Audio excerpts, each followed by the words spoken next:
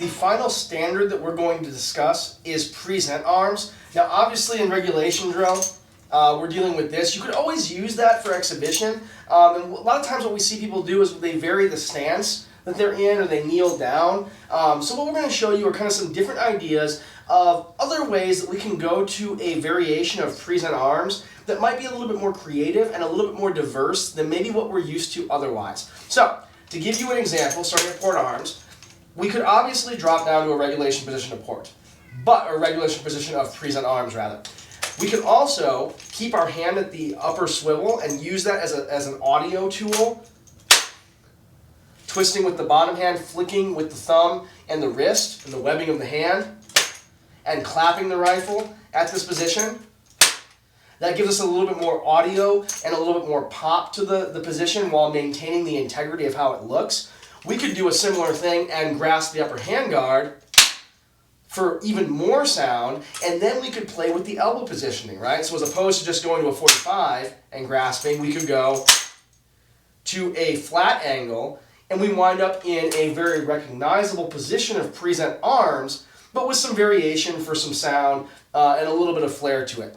The other thing that we can do is we can work the angles, right? So anything that ends a sequence in a pose where it's a very powerfully carried position that's recognizable and then instantly followed by kind of a report in or report out, that kind of psychologically adopts the characteristics of present arms. So for example, we could go to 45, turning the sling outboard, turning to a 45-degree angle, grasping either the upper handguard or the same area, that balance point 2 area that we would grab at port arms. This could be interpreted as a present arm, especially if you added a step out, or maybe you kneel down with it, right?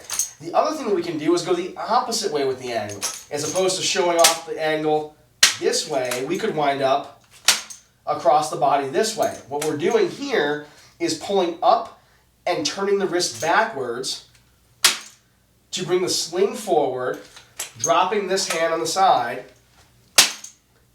to wind up at a 45-degree angle with the butt plate at the top and the barrel towards the bottom. So we could go here or turn outboard and wind up here. The possibilities are really endless. You could bring the rifle across here. You could bring it chest height. As long as the sequence you're using seems to signify that, wow, this pose, this position is the end of where we're at, and it's followed by a report, we can use lots of variations for present arms. We've seen teams that have combined the position here and the position here with the hand salute, and you wind up with kind of a half and half. So using present arms or creating poses, all we have to do is ask ourselves, is it comfortable to hold for an extended period of time? All these positions are not terribly awkward to hold as the cadet commander is giving their report in or report out. And is it something that we can make uniform from person to person? In other words, putting the rifle up at a weird angle over here might look really cool for one person, and maybe that's a great move for a solo. But can I make the entire team look the same way?